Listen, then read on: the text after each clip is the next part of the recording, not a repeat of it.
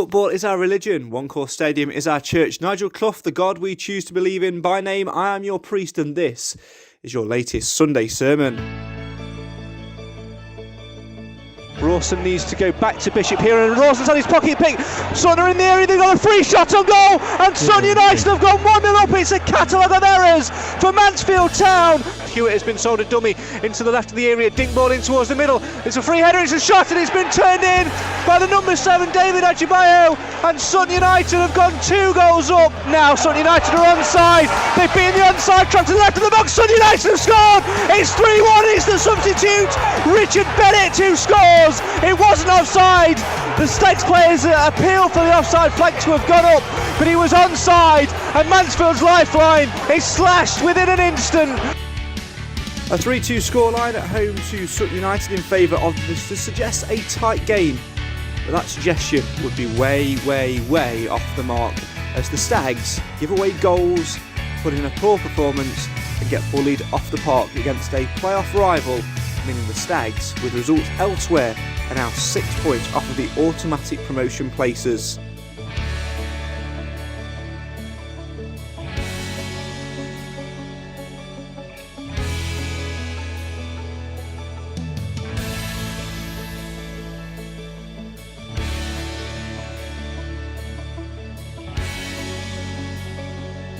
Coming up tonight on a very different Sunday sermon for you, we'll reflect on that defeat at home to Sutton United. Where did the Stags go wrong? Should Farrell Rawson shoulder all of the blame, or are others to blame too? And we'll of course look ahead to a even bigger Bank Holiday Monday of fixtures, where if Port Vale lose and the Stags win, it's actually as you were before Good Friday. But as the games of time keep ticking towards the end of the season, it just doesn't make good reading, and that bit of belief factor just deflates a little bit more. As always, come and have your say on your team in the comments. This is the Mansfield Matters podcast, and this is a Sunday sermon live from an Airbnb in Carlisle. Fingers crossed the Wi-Fi holds up.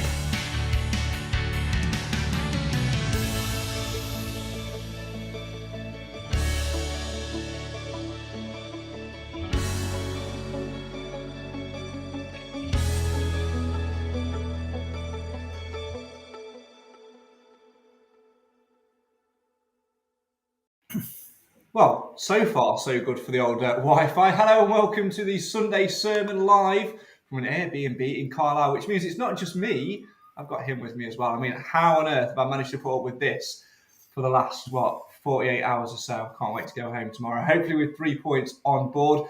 Joining us to help keep me sane and make sure that I don't hit this one too often, we've got the Easter Bunny himself. Good evening and hello to Alan. Happy Easter, Wilson. How are you, my friend? Looking so, I mean, I'd say festive, but that's the wrong phrase, isn't it? Yeah, very Easter bonnety. Good evening, lads, and good evening, everybody. Easter bonnety. And of course, the man who apparently is at home, Clive Park, good evening. It's only me that's anyway sane tonight. What's happened to Alan? He's flashing away there. Good evening, everybody. Making no comment at all. Welcome to the Mansfield Matters podcast. As always, come and have your say on your team. Now, we're coming live to you tonight, me and Cam, from an Airbnb about an hour away from Carlisle, up from for a couple of days. So if the stream does drop out at any point, it's the dodgy Wi-Fi to blame. We've got some hamsters running the wheel, hopefully keeping it all ticking over. So far, so good. As always, come and have your say on your team. Well, I might as well start with you because you're here. Friday. It should have been a good Friday. It was a nightmare Friday. Oh, do we have to talk about it? Yeah. It was just a disaster. I think as much as we knew that Sutton were going to be an issue and cause us problems, I think we even then I think we still underestimated them. I think we let them bully us too much, and then we were just chasing our tails. And I think when we started the way that we did, it's always like you need to get off on the right foot and this, that, and the other. And it's like just threw it all out the window, and it all went to absolute pot. So blame Farrell Rawson, and if I'm totally honest, I blame Nathan Bishop, but them two alongside. But it was a disaster for the rest of the game. But when you start like that, you just know it's not going to end well. It was a disaster from start to finish, Clive, and I think it's just disappointing that the home form has come to a crashing end. But I think what was more disappointing is the fact that we lost ground on Port Vale. It wouldn't have been so bad if they'd have only picked up a point or even better lost. But it was more frustrating seeing them win and sort of see us slip a little bit more down into the playoff places. Yeah, Stags got what they earned on Friday. They got exactly what they deserved. In fact, the 3-2 scoreline was flattering in favour of the Stags, in my opinion. I'm not going to hang too much blame on the cock-up between the keeper and Rawson. I think it was a stupid error. But the squad is supposed to be able to get over obstacles like that. It was early in the game. They had plenty of time to rebuild. But across the team, they didn't play well. And alongside that, you've got a team that visited us today on Friday that was determined to mark everybody down. They pressed high. They were always first to the ball. They wanted it more. They out-muscled us and they out-thought us. And to their credit, they went away with the points. Yeah, before we delve into some of the comments, Alan, I think Clive's got a fair point there. As much as we were poor on the afternoon, Sutton United are not there by coincidence. They're a very, very good side. You can see how they won the National League last year. You can see how they got to the Papa John's Trophy final. And you can see why, for me, I would put good money on them finishing in the playoffs, because a lot of teams, A, underestimate them, and B, fall victim to allowing Sutton to play the game which they've been so successful at. Yeah, they were very physical. And, when obviously Faz did the bit of a cock up, and it led to their first goal, you just had that funny feeling. I don't know whether everybody was the same, that it just wasn't going to be our day, I'm afraid. Things like that happen. And like Clyde alluded to earlier, we just didn't get back over it. We didn't play as a team. It was a bit hoofball, which is not our style. They tried out, they huffed and puffed, but they just weren't good enough on Friday. And that's I just hope if it gets to the playoffs, I sincerely hope it doesn't, but if it does, I don't want Sutton. Yeah, realistic. Sorry to interrupt, but I think the other important factor here was we played on Friday without Oates, without Macca, without Lapsley, and it absolutely showed. That as well. I think Ollie Clark's been a big miss as well. I was going to come on to it later. Yeah, and I know it's about injuries and suspensions, and a lot of that you have to take in your stride, but it did make a difference because the rest of the squad started to look really tired.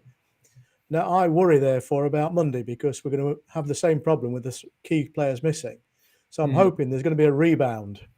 Yeah, you'd certainly hope there's a reaction within the squad. We'll delve into more of those missing players earlier because we were actually talking about it on the car journey earlier on about, the amount of players we've got missing at the minute and the impact that they actually have, which perhaps goes a little bit unseen. Let's delve into some of the comments, though. Jamie's kicked us off tonight and says, what a disappointing Friday that was. No leader on the pitch, lacking pace up front, poor all round. The heads dropped straight away after they scored the first goal. I think that's a prime point, Cam. There did seem to be a lack of leadership out there. And for me, I actually fear us.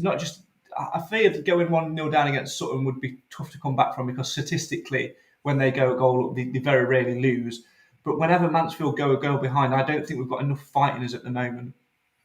Not anymore. You think around Christmas time, obviously, we were 2-0 down against Hartlepool and miraculously came back to win 3-2. We went 1-0 down against Salford. We came back to win 2-1. But we had, yes, for the Hartlepool game, you can very much write it off as to play squad-wise because we had to start Jason Law. That's how bare bones we were for that game. Yeah, I'm not having that 8. Stop slagging Marco commentator off. Yeah, Law's had a good game that day and should have played more.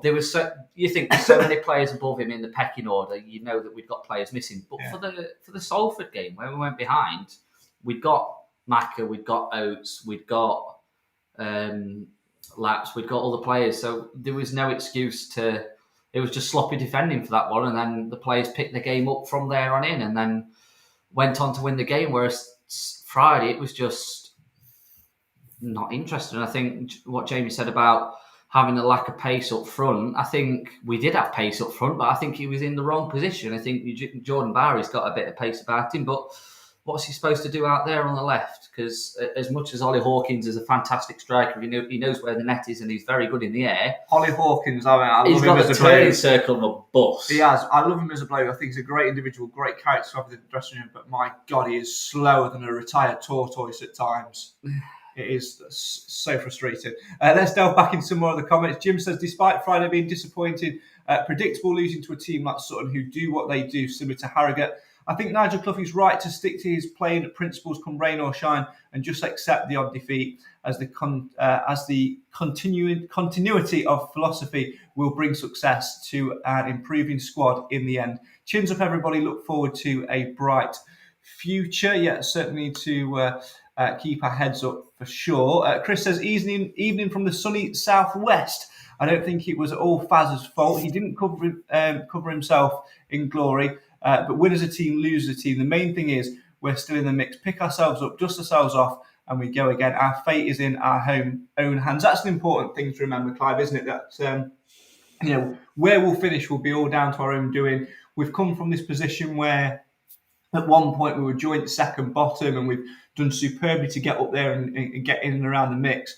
The one thing we can't allow ourselves to do at this point is to beat ourselves up over who made what mistake, who's responsible for this, who's responsible for that, because come Monday afternoon, tomorrow afternoon at 3 o'clock, that can't be changed. What has happened, but what can be changed is how we approach games mentally.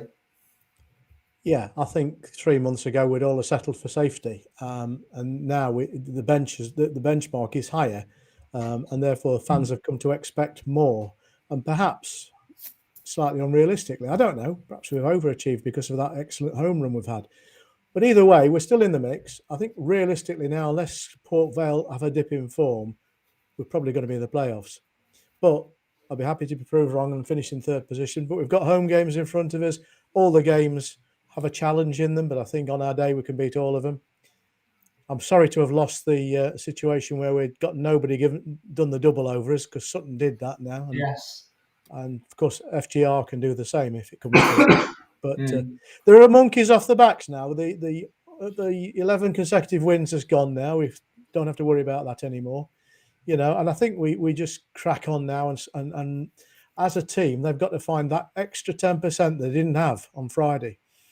Yeah, they certainly have. It was certainly something we're missing. Just looking at Port Vale's fixtures, Bristol Rovers at home tomorrow, Walsall away, and then the final 2 games of the season, Newport County at home, then Exeter away. And having seen Forest Green Rovers beaten 4-0 by Barrow, actually Exeter are only, 2 points off the top now? 2 or 3 points off the top? So it's all opened itself up there, hasn't it? So it's very interesting there. Nick says, I left Scout sat in front of me who I think was looking at players for next season and reading over his shoulder. He marked most of our players as not good enough. I'd certainly agree with that on the day. Roger says, yes, bad day at the office. Sutton spoiled and bullied all day long. Missed the pace up front. Stags went into shock after the mess up. Absolutely.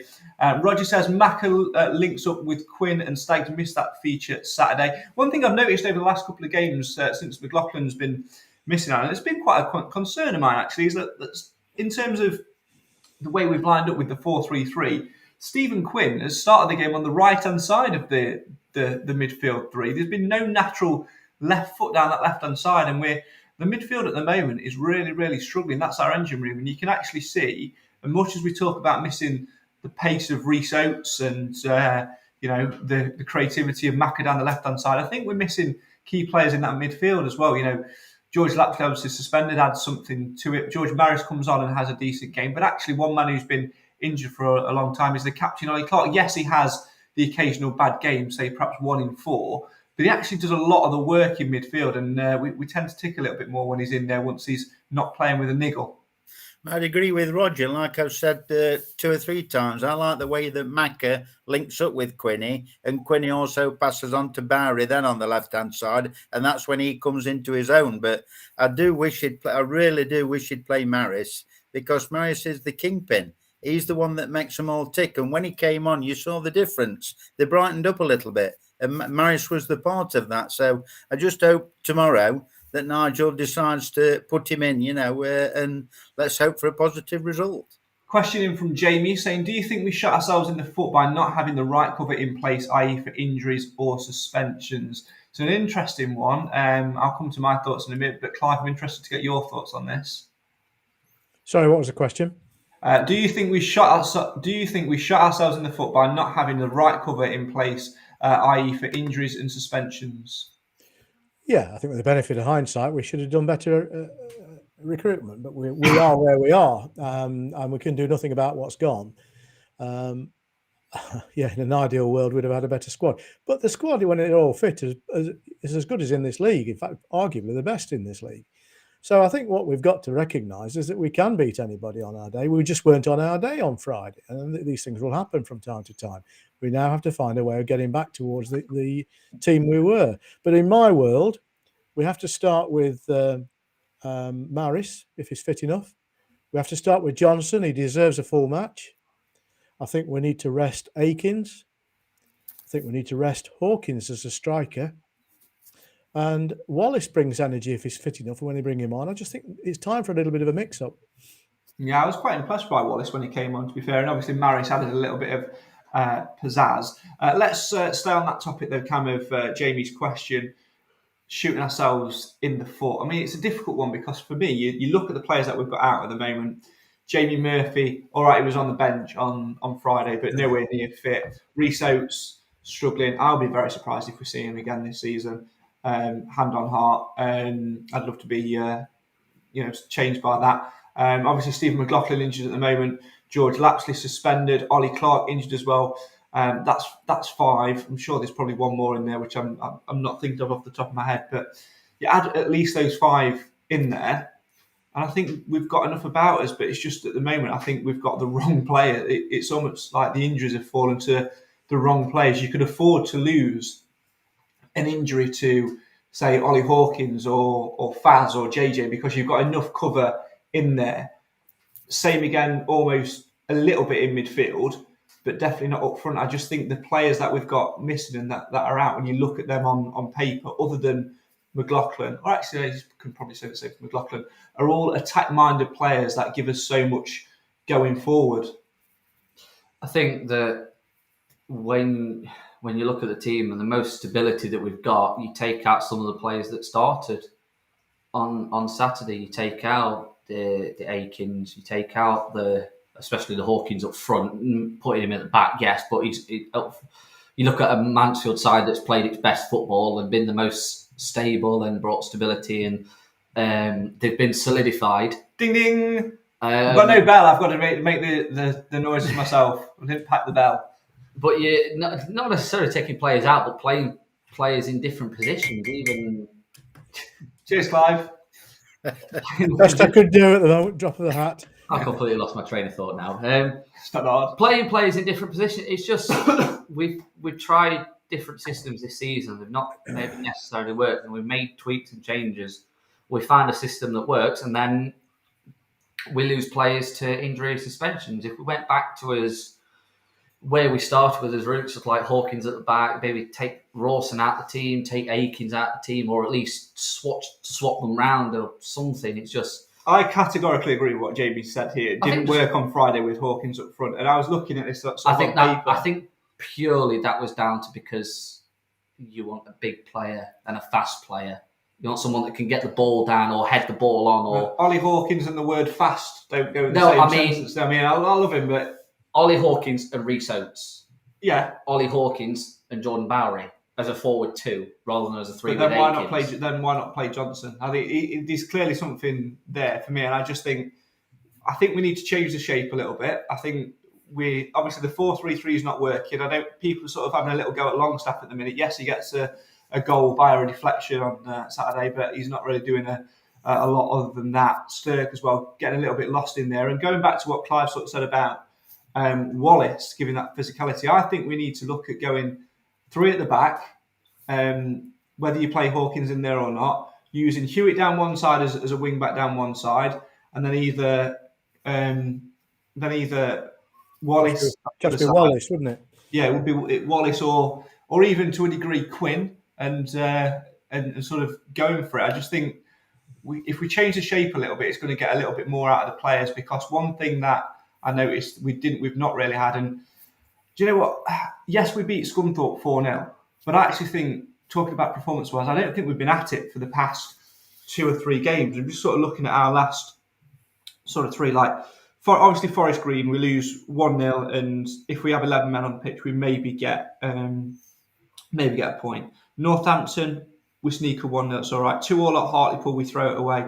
I don't think we performed to our best for the last probably 4 or 5 games, and I think that's getting down to a little bit of shape work. I just think changing the shape a little bit, Alan, for me on Monday will allow certain players to have a bit of space. You're looking at a back three, give Maris room to roam and get Johnson playing off Bowery and just getting in behind, running at players and not giving them time to think. Because at the moment, we're struggling to string a pass together. I would agree with that, but what about this for an idea? Leaving Perch out for the time being, whether he goes into centre half and if he drops Rawson, fair comment, but put Wallace there because he's got a bit of an engine. He can stay on the left-hand side with Quinn, which will then drop Stirk just inside Quinn where he normally plays, put Marius at the side of Stirk, and then you've got three of the mainstays with the Longstaff probably as the fourth one, maybe the Roma. And, you've got your two up front, whichever ones he picks, whether it's Bowery, Hawkins, whether it's Bowery, Johnson, or whoever he decides to play. But I just think Quinn is better left-sided where he can do more, he can hurt more teams. Because when he's in the middle or on the right-hand side, he doesn't seem to have that intense pressure where we normally would. I know he's missing Macca, and that's fair play. But if Macca's back, I know he'll be in there, but try and give Wallace a nibble, see what he can do. This is all conjecture because Clough will pick Akins. Seriously, I mean, I've defended Akins every week because he's been picked on by fans that don't see him giving us an end product, and what they're failing to see is his work ethic and the amount of space he creates and the amount of men he sees to the opponent's defenders. But I have to say, against a well-organised Sutton team, it was a waste of a shirt.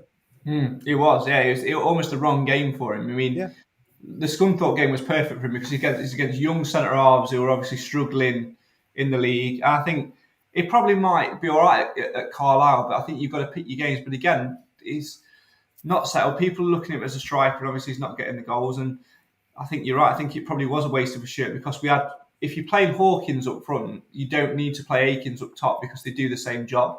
Hawkins will win the flick on and let Johnson run off and try and get a goal. And then if it's not working, then you bring Akins on. I just think we essentially had Bowery, Akins and Hawkins up front on Friday, and it just didn't work. It was too much of a likeness, too much of a muchness. It just didn't pay off for us. It's just a little bit frustrating. And if you had to take anybody out of that three, it would be, I think Akins needs a rest, and I think Hawkins needs putting back in the central defence if we're going to play with a four at the back. I have to say, I just can't understand why we everybody knows, and the club management know, that we're short of pace, and we've got a bloke who scored 20-odd goals for Leyton Orient in League Two last season, who is a bit of a whippet compared to the others.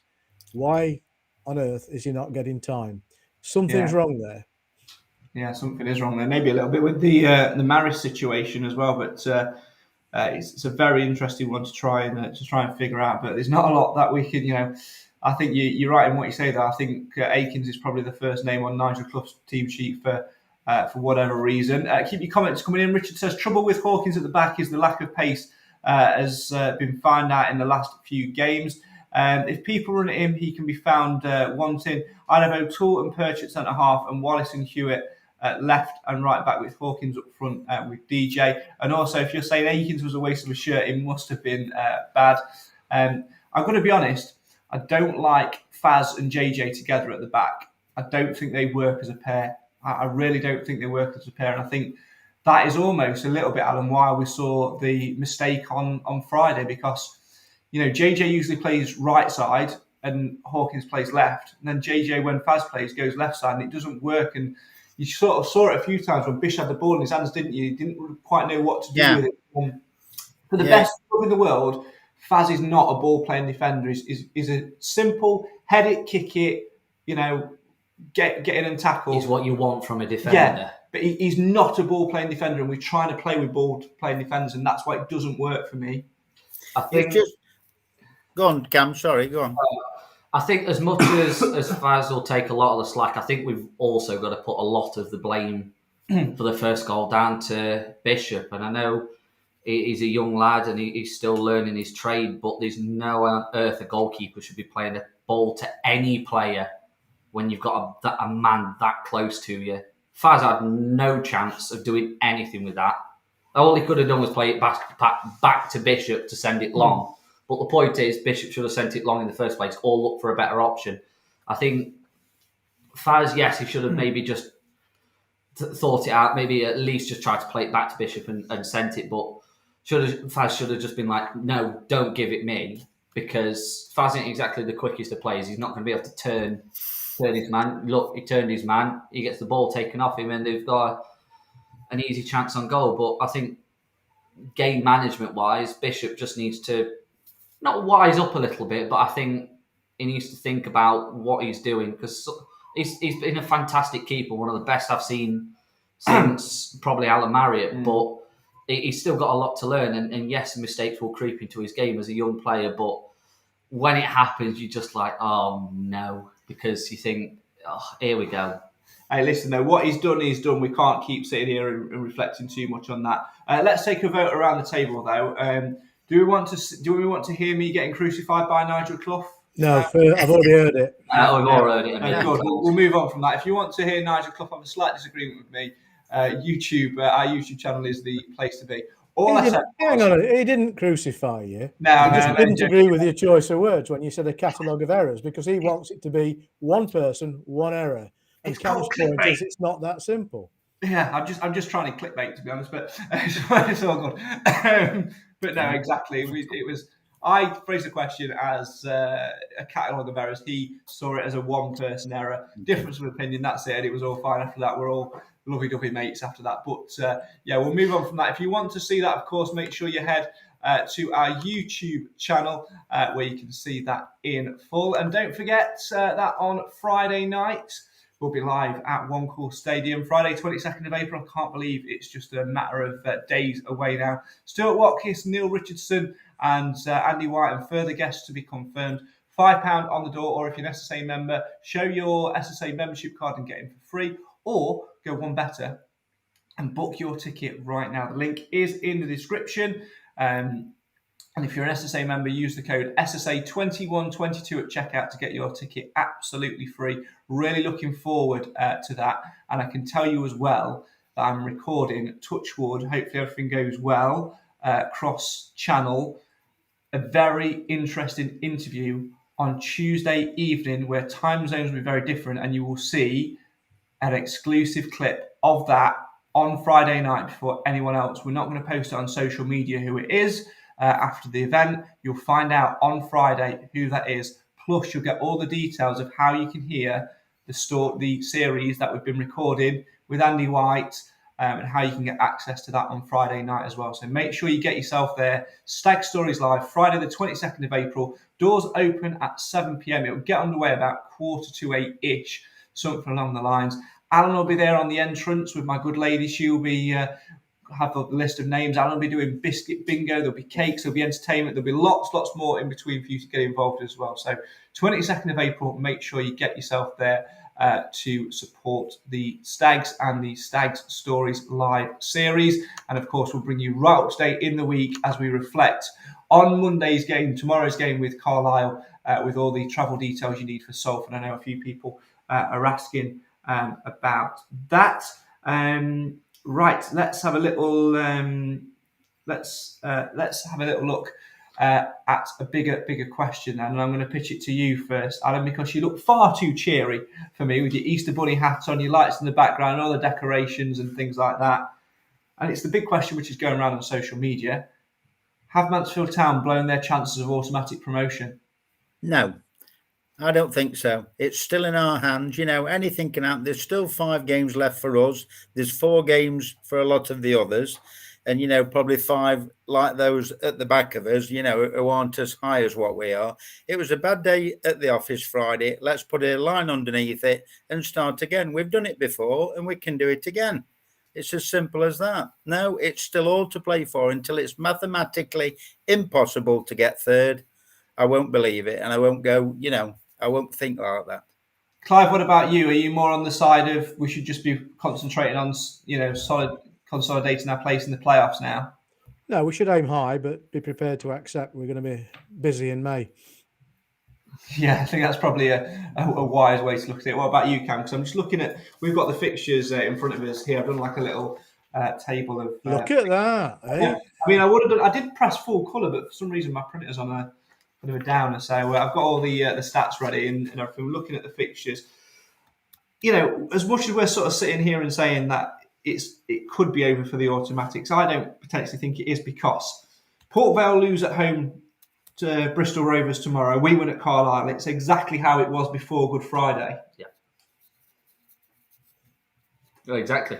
And then you look at the other fixtures. They've got Walsall. Walsall are no pushovers. I think they've had bad results this season, but I don't think any side's been truly totally consistent. You look at Forest Green, absolutely brilliant, and now they just seem to be, other than beating us, the wheels have fallen off a little bit. Absolutely battered at Barrow on Friday. And then you've got Newport. I've got to play Port Vale on Bank Holiday Monday. We kick off at 12:30 against Salford. They've got a 3 o'clock. Yeah, pretty much straight after, isn't it? Yeah. They've got the straight after on Sky as well. So yes, it's at home and they'll have home advantage for the Newport game, but the game after, when it's the final game of the season, they've got to play Exeter at home. Exeter away, sorry. So yes, Exeter will have probably wrapped up automatic promotion by then, but they're not. It's a difficult place to go, Exeter, and their crowd's very hostile, especially that Bank. And obviously, they're going to be wanting to celebrate and finish off the season with a win. So it'd be a difficult game for them. Yes, they're going down and taking a lot of fans with them, or Port Vale, by the looks of it. They seem to be selling a lot of tickets already, but it just seems that they're not... they've probably got a more difficult running than most of the other teams. I think probably Sutton's probably got the easiest running out of all of us, just with the games that they've got. But there's no reason why we can't get automatics. No. Because if we, like Craig said, if we win and Port Vale lose, which is quite possible, playing Bristol Rovers, it puts us back to where we were before. We've still got that game in hand over Port Vale. Yeah. Which could come a massive, massive, massive pot in 2 weeks' time, in a week and a bit's time, when we play Stevenage. Still requires Port Vale to lose a game and drop points in another game, though, because the goal difference advantage they carry forward. We're not going to overcome that. It's essentially works out at they're 7 points ahead if you take into account goal difference. Yeah. So I think what are the odds on them losing 2 and us not losing anything? I think there's a chance. I just think it's not good odds at the moment. I was hoping that Forest Green Rovers would have been packed for their holidays when the last game of the season came along, having secured the title, because I thought it would give us a much better chance of getting a result from them. The way things are looking, I think they'll still be fighting. So it's going to be a really tight end to the season, a very enjoyable end to the season. They've got provided you can live with the potential disappointment that's in everything we do at the moment. And they've got a very tough game actually tomorrow, Forest Green. They were at home to Oldham, who of course are still scrapping for their lives at the bottom. And considering the Barrow result, the game before that, Oldham will be desperate to try and get. You could say the same about us and Stevenage, though, couldn't you? Because Stevenage is scrambling around the bottom there, and they've got the added incentive of having 2 back-to-back wins and Fat Boy in charge. Well, Forest Green and Oldham, last time they played each other was a spectacular 5-5 draw. It was actually, yeah. It was supposed to be before we played them, wasn't it? Was it January before the January game, wasn't it? Yeah. January. Yeah, it would have been the January game before we... whichever. It was before one of the games we were due to play them anyway.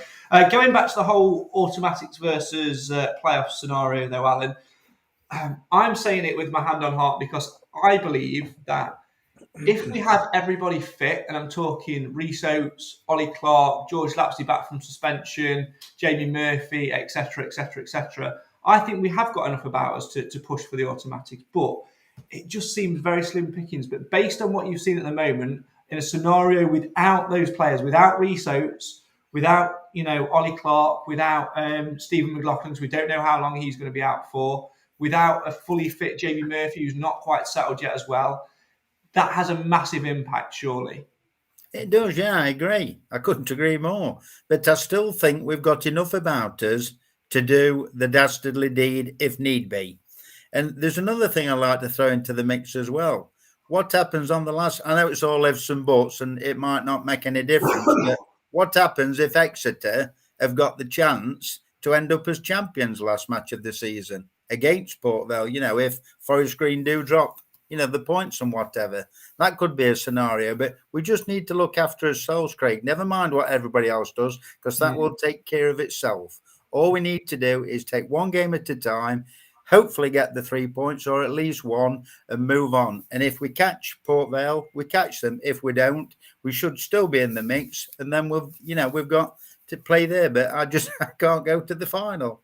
In the vein of being the one to try and mix it up and being that one that takes all the flack, I'll take that I'll take that for once, Clive, and that is the fact that I've lost my train of thought. I forgot where I was going to go with it. Craig, what you were going to say is that Throw it away completely. Yes, that'll do. Yeah, we'll go for that.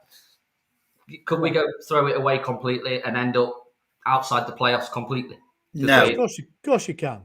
No. If we didn't pick another point up now, and the teams beneath us scored, gathered points instead, of course we could drop out the 7. I don't think we will. No, I don't think we will. do, In fact, my forecast is a bit pessimistic, but we will finish in the playoffs and we'll be playing Sutton in the semi-finals. Christ, no. I mean, as it stands, we will be playing Sutton. No, Bristol Rovers. Bristol Rovers, Yeah. and we'd have Bristol. We play the home game first.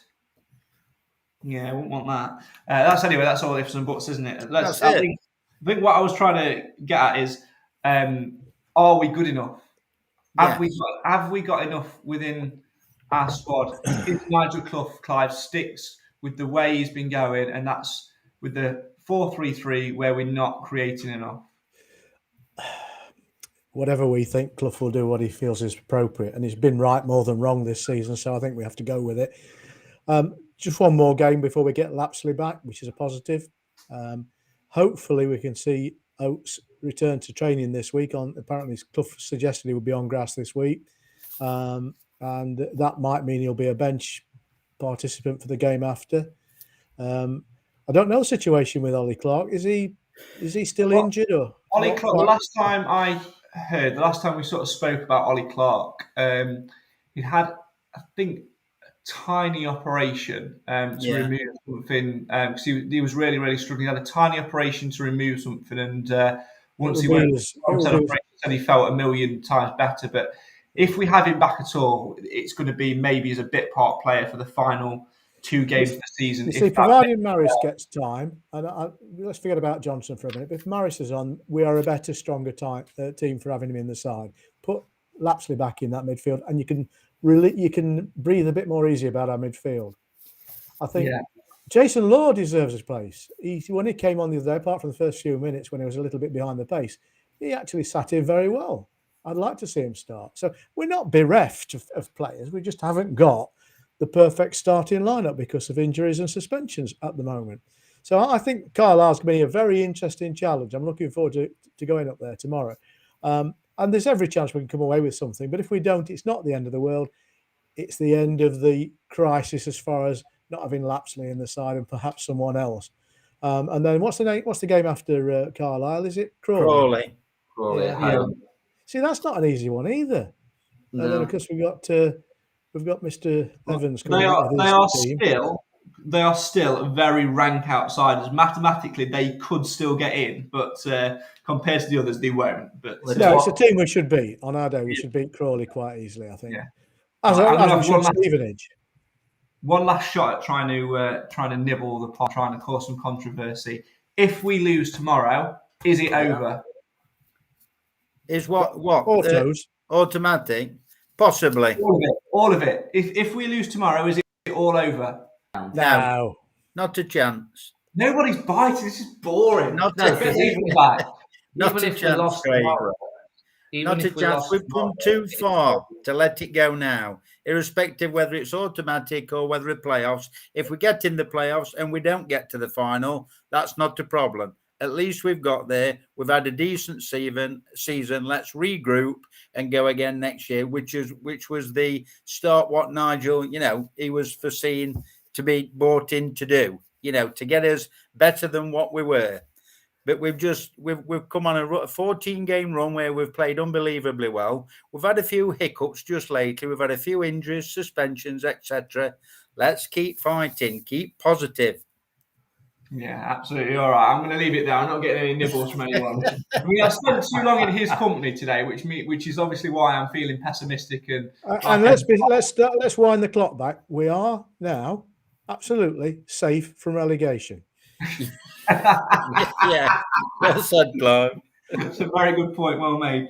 In the comments, Paul says, Craig suggests all these team changes. Think he should sit at the side of Clough for a game. I would not like to sit at the side of Nigel Clough for a game, to be honest. I mean, one, I enjoy it far too much in the press box and being able to scream and have a heart attack. But two, I think me and Clough would have more than one disagreement. And I don't think I'd make a very good assistant manager because, to be honest, I mean, I keep talking about football manager success on this show over the last 5 seasons, but if you want to really get into the crux of said success, it's the option to quit game and exit. Yeah. So, you can't do that. I'll tell you this, Craig, I don't envy any reporter that has to go and do an interview immediately after the game with Clough when we've performed badly because he sulks.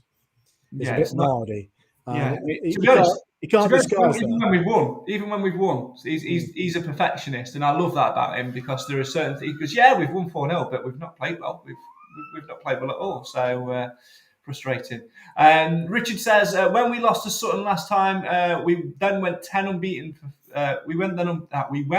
When we lost to Sutton last time, we then went unbeaten for 14 games. Something similar would work well. I'd take 5. Yeah, at least 5. Without wanting to tell Nigel his job, says Roger, I think Stags need to throw the kitchen sink at it in the remaining games. DJ to the player room all remaining games and Murphy if fit. That's the only way to get a possible 3rd spot.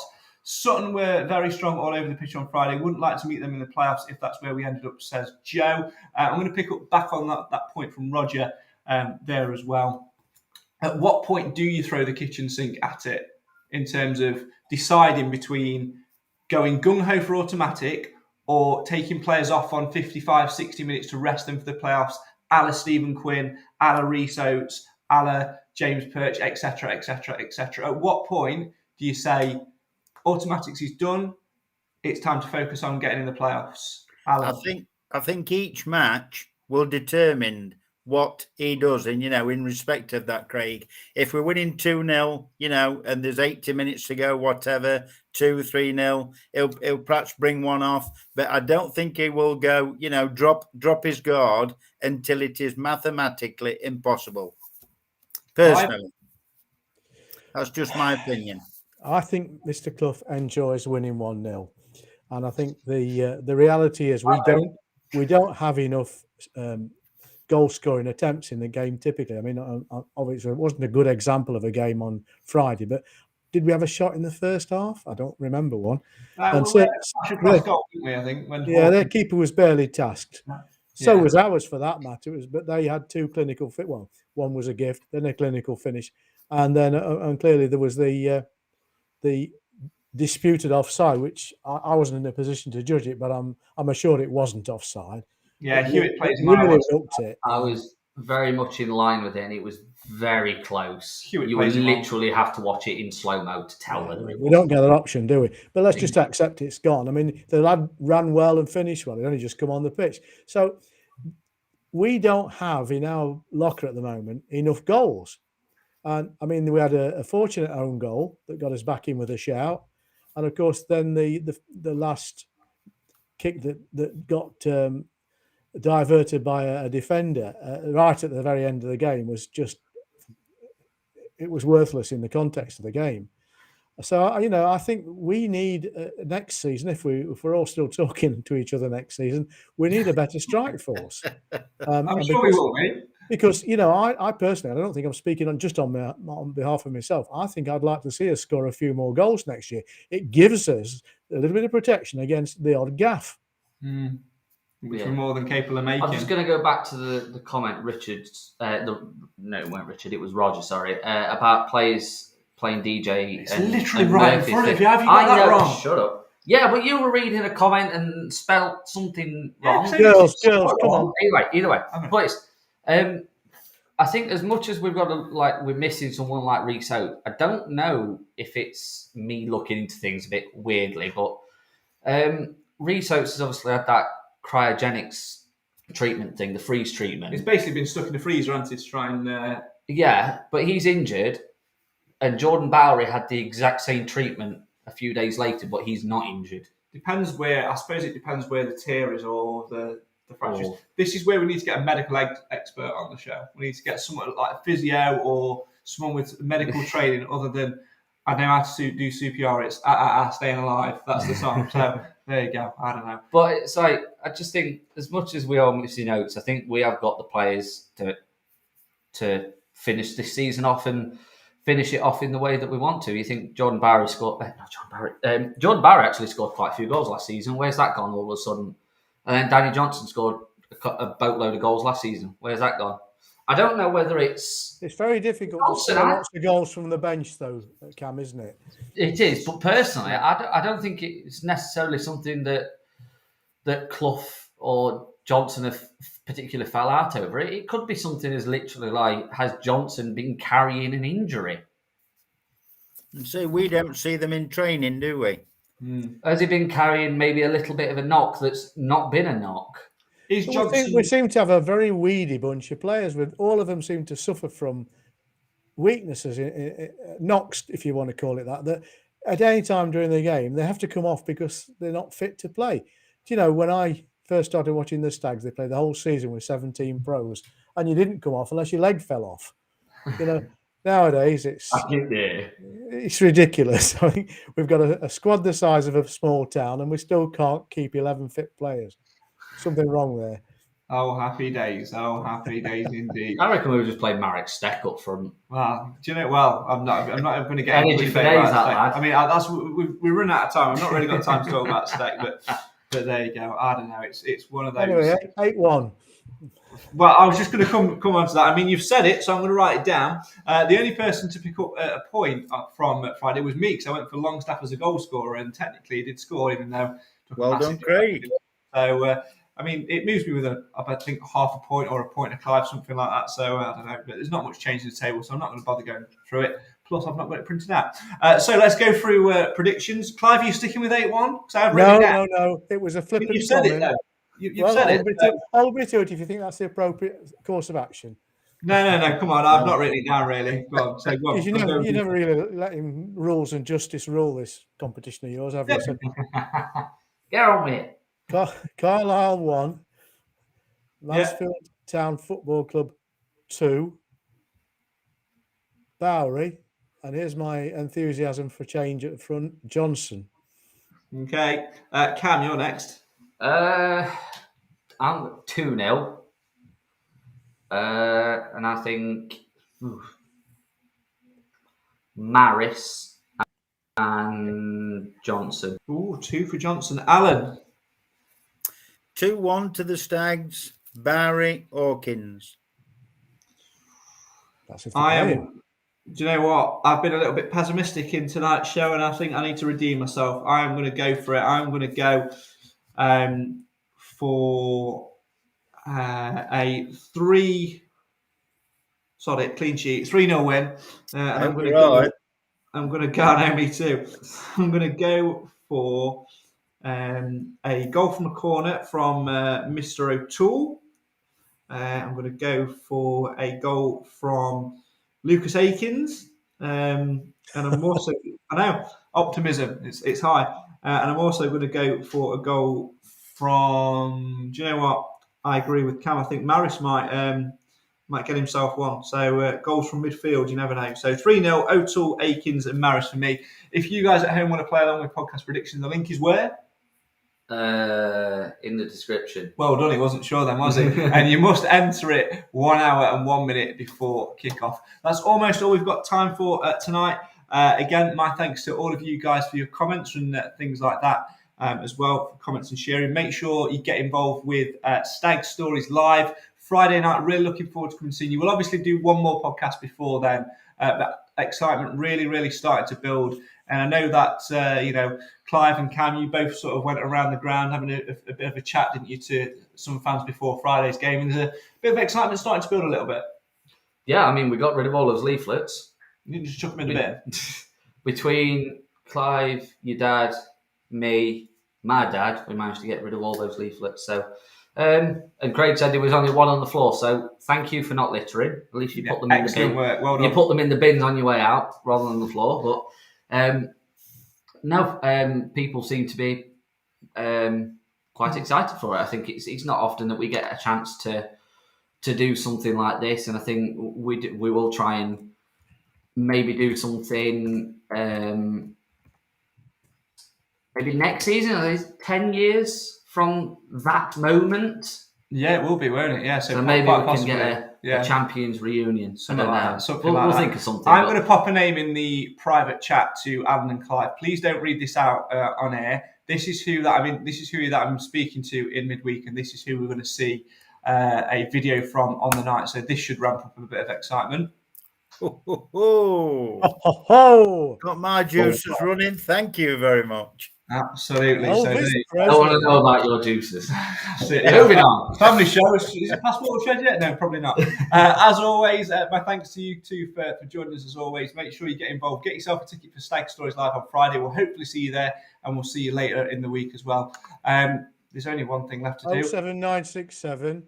No, not that one.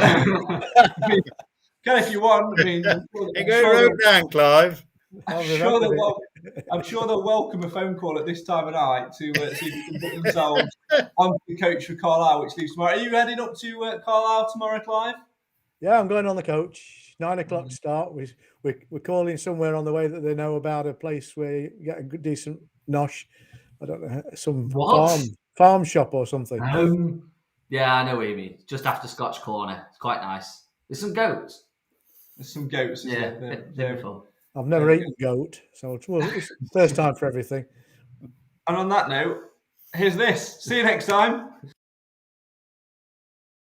Welcome to One Call Stadium, where Mansfield Town look to try and make it 12 consecutive wins on home soil against the Sutton United side, who are also itching to get into the Sky Bet League 2 playoffs as the Stags try and continue their promotion charge. Can they make this Good Friday a great Friday? Nigel Clough has made one change to the side, which beat Scunthorpe United by 4-0 last weekend. Ollie Hawkins comes in for the injured Stephen McLaughlin. Rawson needs to go back to Bishop here, and Rawson's had his pocket pick. Sutton are in the area, they've got a free shot on goal, and Sutton United have gone 1-0 up. It's a catalogue of errors for Mansfield Town. Nathan Bishop rolled the ball into the feet of Farron Rawson. He slipped and allowed Omar Bugel to have a free run on goal. Bishop came out, knocked the ball past him, and on 8 minutes it's Omar Bugel who makes it Mansfield Town 0, Sutton United 1. No excuses, just shocking. You know, you've got to be better. Got to keep the ball there. Awful from Rawson. Last thing we needed with this 1-0 down, and we just gifted him a goal. Terrible. Hewitt has been sold a dummy into the left of the area. Dink ball in towards the middle. It's a free header. It's a shot, and it's been turned in by the number 7, David Ajibayo. And Sutton United have gone 2 goals up. And that's the difference, you know. They've got close, bad play, bad touches from us, gave possession of the ball. They got the ball out wide and they attacked it, and that's where they're good at. And you've got to give them credit, Sutton. They're a very, very good team, physically better than Mansfield at the minute. And they've come here, they've done a job on us at the minute, and very, very disappointing from Mansfield. Bishop's ball forward, flicked on by Hawkins, a dodgy back header, and Mansfield have got a goal back. It's an own goal. It doesn't matter how it goes in, and with some 13 minutes left, the Stags have a lift. Can they get back in this game? Mansfield Town 1, Sutton United 2, a freakish own goal. It doesn't matter how it goes in, but it's a lifeline. It is a lifeline, and that's just what we needed, you know. Luckily they put the ball in the goal for us, because we don't look like scoring today, but can we get something out of this game?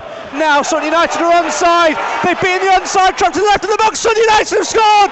It's 3-1. It's the substitute Richard Bennett who scores. It wasn't offside.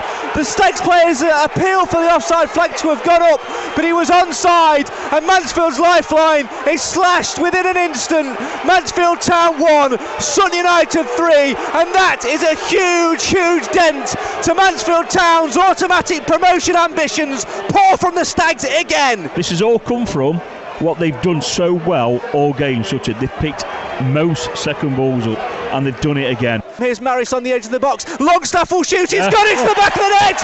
Mansfield have got a goal back. It took a deflection on the way through, but Matty Longstaff with seconds to go makes it Stags 2, Sutton 3. Too little, too late. It just shows you if it were 2-1, it's a different game, but we deserve nothing out of this game today, and it's flattered the score a little bit. Wallace gets a foot in, it goes out of play again for a Sutton throw, and that is it. The referee, Neil Hare, puts the whistles to the lips and brings an end to Mansfield Town's fantastic home form.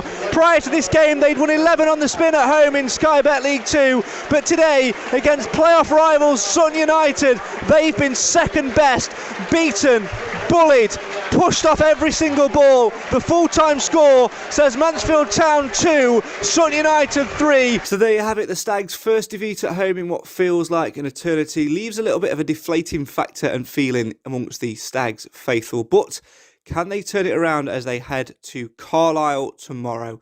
If you can't join us up in Cumbria, make sure you're listening to Mansfield 103.2 for full match commentary. The show, as always, starts at 1 with Jason Harrison giving you the best of build-up. Lee Wilson back alongside me as well to bring you every single kick of the action. There's still a long way in the season to go, despite there only being 5 games remaining for Mansfield Town. But in 5 games, a lot can certainly happen and change within the footballing landscape. Fingers crossed that these Stags can get back to winning ways and, of course, get 3 points on the board. With a little bit of luck as well, Port Vale might lose 2.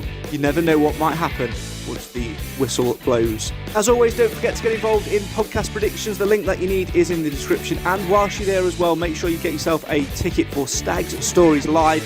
Can't believe that's just a couple of days away now. Make sure you join us on Friday night at One Call Stadium with Stuart Watkins, Neil Richardson, Andy White and guests as well to recall the glory from some 20 years ago. Tickets on sale now, £5 per person, or if you're an SSA member, use the code SSA2122 at checkout to get your ticket absolutely free. We'd love to see you there. Come along and have a great night. Biscuit bingo, there'll be a raffle, there'll be lots more in between as well. It's going to be a fantastic night at One Call Stadium. Thanks as always for your company, thanks for your comments, your shares and everything else in between. Fingers crossed then the Stags can get 3 points tomorrow and get themselves back on the promotion charge.